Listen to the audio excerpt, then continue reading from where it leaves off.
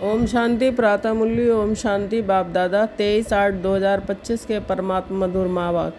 मीठे बच्चे, बाप आए हैं तुम्हारा ज्ञान रत्नों से श्रृंगार कर घर वापस ले जाने। फिर राजाई में भेज देंगे तो अपार खुशी में रहो, एक बाप से ही प्यार करो। प्रश्न है, अपनी धारणा को मजबूत पक्का बनाने का आधार क्या है? उत्तर है, अपनी धारणा को मजबूत बनाने के लिए सदैव ये पक्का करो कि आज के दिन जो कुछ पास हुआ अच्छा हुआ, फिर कल्प के बाद होगा। जो कुछ हुआ कल पहले भी ऐसे हुआ था, नथिंग न्यू। ये लड़ाई भी 5000 वर्ष पहले लगी थी, फिर लगेगी ज़रूर। इस भमोर का विनाश होना ही है ... ऐसे हर पल ड्रामा की स्मृति में रहो तो धारणा मजबूत होती जाएगी। आज की मुरली से गीत बजा है, दूर देश का रहने वाला ... ओम शांति। बच्चे पहले भी दूर देश से पराए देश में आए हैं, अब इस पराए देश में दुखी हैं, इसलिए पुकारते हैं अपने देश घर ले चलो। तुम्हारी पुकार है ना, बहुत समय से याद करते आए हो तो बाप भी खुशी से आता है। जानते हैं मैं जाता हूँ बच्चों के पास, जो बच्चे कामचिता पर बैठ जल गए हैं उन्हें को अपने घर भी ले आऊं और फिर राजाई में भेज दूं। इसके लिए ज्ञान से श्रृंगार भी करूं। बच्चे भी बाप से जास्ती खुश होने चाहिए। बाप जबकि आए हैं तो उनका बन जाना चाहिए, उनको बहुत लव रहना चाहिए। बाबा रोज़ समझाते हैं, आत्मा बात करती है ना। बाबा 5000 वर्ष बाद ड्रामा के अनुसार बाप आए हैं, हमको बहुत खुशी का खजाना मिल रहा है। बाबा आप हमारी झोली भर रहे हैं, हमको अपने घर शांति धाम में ले चलते हैं, फिर राजधानी में भेज देंगे। कितनी अपार खुशी होनी चाहिए। बाप कहते हैं कि हमको इस पराई राजधानी में ही आना है। बाप का बड़ा मीठा और वंडरफुल पार्ट है ख़ास, जबकि इस पराए देश में आए हैं। ये बातें तुम अभी ही समझते हो, फिर ये ज्ञान प्रायः लोप हो जाता है, वहाँ दरकार ही नहीं रहती है। बाबा कहते हैं कि तुम कितने बेसमझ बन गए हो, ड्रामा का एक्टर होते हुए भी बाप को नहीं जानते। जो बाप ही करण करावनहार है, क्या करते क्या कराते ये भूल गए हो। सारी पुरानी दुनिया को हेवन बनाने आते हैं और ज्ञान देते हैं। ये ज्ञान का सागर है तो ज़रूर ज्ञान देने का कर्तव्य करेंगे ना, फिर तुमसे कराते भी हैं कि औरों को भी मैसेज दो कि बाप सबके लिए कहते हैं कि अब देह का मान छोड़ मुझे याद करो तो विक्रम विनाश होंगे। मैं श्रीमत देता हूँ, पाप आत्माएँ तो सब हैं। इस समय सारा झाड़ तमो प्रधान जड़ी भूत अवस्था को पाया हुआ है। जैसे बांस के जंगल में आग लग जाती है तो एकदम सारा ही जलकर ख़त्म हो जाता है। जंगल में पानी कहाँ से आएगा जो आग को बुझावे। ये जो भी पुरानी दुनिया है उनको आग लग जाएगी। बाप कहते हैं नथिंग न्यू। बाप अच्छी पॉइंट्स देते रहते हैं जो नोट करनी चाहिए।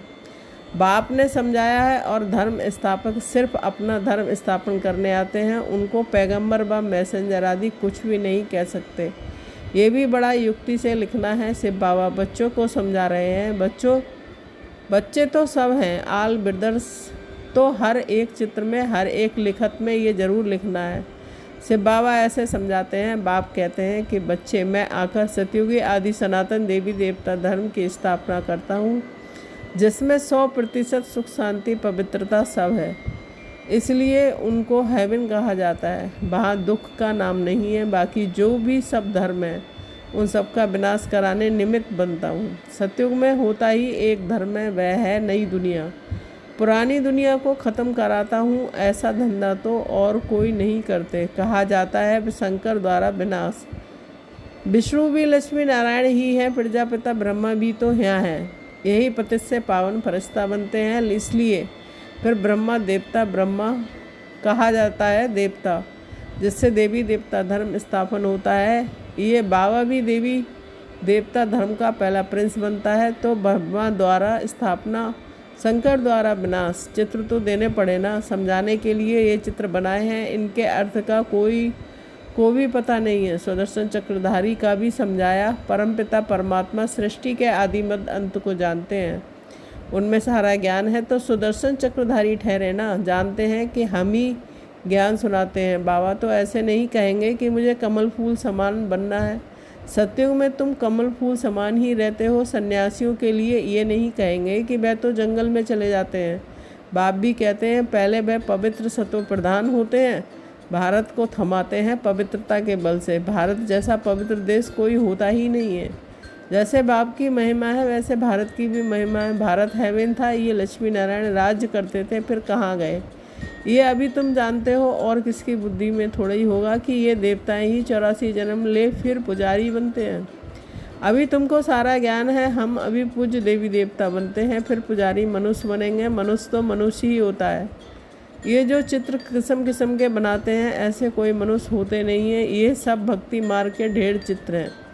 तुम्हारा ज्ञान तो है गुप्त, ये ज्ञान सब नहीं लेंगे तो इस देवी देवता धर्म के पत्ते होंगे, वही लेंगे। बाकी जो औरों को मानने वाले हैं वह सुनेंगे नहीं। जो शिव और देवताओं की भक्ति करते हैं वही आएंगे। पहले पहले मेरी भी पूजा करते हैं, फिर पुजारी बन अपनी भी पूजा करते हैं। तो अब खुशी होती है कि हम पूज्य से पुजारी बने, अब फिर पूज्य बनते हैं। कितनी खुशियाँ मनाते हैं। यहाँ तो अल्पकाल के लिए खुशी मनाते हैं, वहाँ तो तुमको सदैव खुशी रहती है। दीपमाला आदि लक्ष्मी को बुलाने के लिए नहीं होती, दीपमाला होती है कोरोनेशन पर। बाकी इस समय जो उत्सव मनाए जाते हैं वह वहाँ होते नहीं हैं। वहाँ तो सुख ही सुख है। ये एक ही समय है जबकि तुम आदि मध्य अंत को जानते हो। ये सब पॉइंट्स लिखो।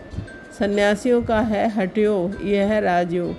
बाबा कहते हैं एक एक पेज में जहाँ तहाँ शिव बाबा का नाम जरूर है। शिव बाबा हम बच्चों को समझाते हैं निराकार आत्माएं अब साकार में बैठी हैं, तो बाप भी साकार में समझाएंगे ना। वह कहते हैं कि अपने को आत्मा समझ मुझको याद करो। शिव भगवान वाच बच्चों के प्रति खुद यहाँ प्रेजेंट है ना। मुख मुख पॉइंट किताब में ऐसी क्लियर लिखी हुई हो जो पढ़ने से आप ही ज्ञान आ जाए। शिव भगवान वाच होने से पढ़ने में मज़ा आ जाएगा। ये बुद्धि का काम है ना। बाबा भी शरीर का लोन लेकर फिर सुनाते हैं ना। इनकी आत्मा भी सुनती है।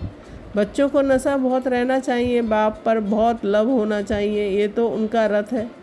ये बहुत जन्मों के अंत का जन्म है, इनमें प्रवेश किया है ब्रह्मा द्वारा। ये ब्राह्मण बनते हैं, फिर मनुष्य देवता बनते हैं। चित्र कितना क्लियर है, भला अपना भी चित्र दो। ऊपर में बाजू में डबल सिरताज वाला। योग बल से हम ऐसे बनते हैं, ऊपर में शिव बाबा। उनको याद करते करते मनुष्य देवता बन जाते हैं। बिल्कुल क्लियर है। रंगीन चित्र का किताब ऐसे हो जो मनुष्य देखकर खुश हो जाए। उनसे फिर कुछ हल्के भी छपा सकते हो गरीबों के लिए। बड़े से छोटा, छोटे से छोटा कर सकते हो, रहस्य उसमें आ जाए। गीता के भगवान वाला चित्र है मुख, उस गीता पर कृष्ण का चित्र है। इस गीता पर त्रिमूर्ति का चित्र होने से मनुष्यों को समझाने में सहज होता है। प्रजापिता ब्रह्मा के बच्चे ब्राह्मण यहाँ हैं। प्रजापिता ब्रह्मा सूक्ष्म वतन में तो हो नहीं सकता। कहते हैं ब्रह्मा देवताएं नमः, विष्णु देवताएं नमः। अब देवता कौन ठहरे? देवताएं तो यहाँ राज्य करते थे, डिटिज्म तो है ना। तो ये सब अच्छी रीति समझाना पड़ता है। ब्रह्मा सो विष्णु, विष्णु सो ब्रह्मा, दोनों यहाँ हैं। चित्र है तो समझाया जा सकता है। पहले पहले अल्प को सिद्ध करो, ये बातें सिद्ध हो जाएंगी। पॉइंट्स तो बहुत हैं और सद्धर्म स्थापन करने आते हैं। बाप तो स्थापना और विनाश दोनों कराते हैं। होता है सब ड्रामा के अनुसार ही। ब्रह्मा बोल सकते हैं, विष्णु बोल सकते हैं, सूक्ष्म वतन में क्या बोलेंगे, ये सब समझने की बातें हैं। यहाँ तुम समझकर फिर ट्रांसफ़र होते हो। ऊपर क्लास में कमरा ही दूसरा मिलता है, मूल वतन में कोई बैठ तो नहीं जाना है। फिर वहाँ से नंबर बार आना होता है। पहले पहले मूल बात एक ही है, उस पर जोर देना चाहिए। कल पहले भी ऐसे हुआ था। ये सेमिनार आदि भी ऐसे ही कल पहले हुए थे। ऐसी पॉइंट्स निकली थी। आज का दिन जो पास हुआ अच्छा हुआ, फिर कल बाद ऐसे ही होगा। ऐसे ऐसे अपनी धारणा करते पक्के होते जाओ। बाबा ने कहा था मैगजीन में भी डालो कि ये लड़ाई लगी हुई नथिंग न्यू, 5000 वर्ष पहले भी ऐसे हुआ था। ये बातें तुम ही समझते हो, बाहर वाले समझ ना सकें, सिर्फ कहेंगे कि बातें तो वंडरफुल हैं। अच्छा, कभी जाकर समझ लेंगे। सिर्फ भगवानुवाद बच्चों के प्रति ऐसे ऐसे अक्षर होंगे तो आकर समझेंगे भी। नाम लिखा हुआ है प्रजापिता ब्रह्मा कुमार कुमारियाँ। प्रजापिता ब्रह्मा से ही ब्राह्मण रचते हैं। ब्राह्मण देवी देवता नमा कहते हैं ना। कौन से ब्राह्मण? तुम ब्राह्मणों को भी समझा सकते हो। ब्रह्मा की औलाद कौन है? प्रजापिता ब्रह्मा के इतने बच्चे हैं तो ज़रूर यहाँ अडॉप्ट होते होंगे। जो अपने कुल के होंगे वह अच्छी रीति समझेंगे। तुम तो बाप के बच्चे हो गए। बाप ब्रह्मा को भी अडॉप्ट करते हैं, नहीं तो शरीर वाली चीज़ आई कहाँ से। ब्राह्मण फिर इन बातों को समझेंगे, सन्यासी भी नहीं समझेंगे। अजमेर में ब्राह्मण होते हैं और हरिद्वार में सन्यासी ही सन्यासी हैं। पंडे ब्राह्मण होते हैं परंतु वह तो भूखे होते हैं। बोलो तुम अभी जिस्मानी पंडे हो, अब रूहानी पंडे बनो, तुम्हारा भी नाम पंडा है। पांडव सेना को भी समझते नहीं है। बाबा है पांडवों का सिरमौर, कहते हैं हे बच्चे मामे का याद करो तो विक्रम विनाश होंगे और चले जाएंगे अपने घर। फिर बड़ी यात्रा होगी अमरपुरी की, मूल वतन की कितनी बड़ी यात्रा होगी। सब आत्माएं जाएंगी, जैसे मक्कड़ों का झुंड जाता है ना, मक्खियों की भी रानी भागती है तो उनके पिछाड़ी सब भागते हैं, बंडर है ना। सब आत्माएं भी मच्छरों के मिसल जाएंगी, शिव की बारात है ना। तुम सब हो ब्राइड्स, मैं ब्राइड ग्रूम आया हूँ सबको ले जाने। तुम छीछी हो गए हो, इसलिए श्रृंगार कर साथ ले जाऊँगा। जो श्रृंगार नहीं करेंगे तो सज़ा खाएंगे।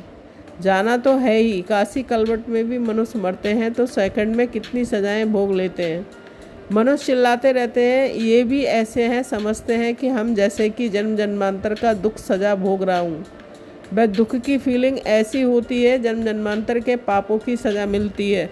जितनी सजाएं खाएंगे उतना पद कम हो जाएगा। इसलिए बाबा कहते हैं योग बल से हिसाब किताब चुकतू करो, याद से जमा करते जाओ। नॉलेज तो बहुत सहज है, अब हर कर्म ज्ञान युक्त करना है। दान भी पात्र को देना है। पाप आत्माओं को देने से फिर देने वाले पर भी उसका असर पड़ जाता है, ये भी पाप आत्माएं बन जाते हैं। ऐसे को कभी नहीं देना चाहिए जो उस पैसे से जाकर फिर कोई पाप आदि करे।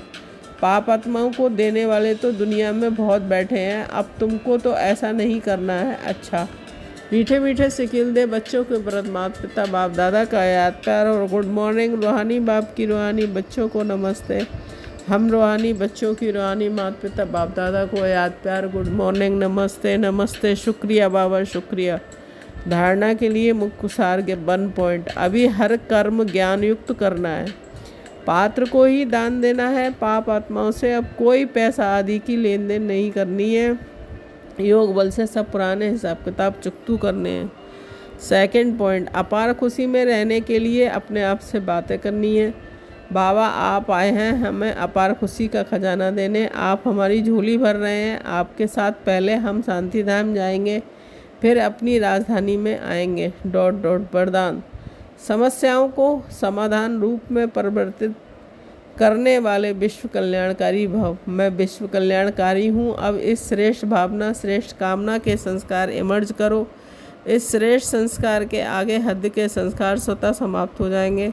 समस्याएं समाधान के रूप में परिवर्तित हो जाएंगी। अब युद्ध के समय नहीं गवाओ, लेकिन विजयीपन के संस्कार इमर्ज करो। अब सब कुछ सेवा में लगा दो तो मेहनत से छूट जाएंगे।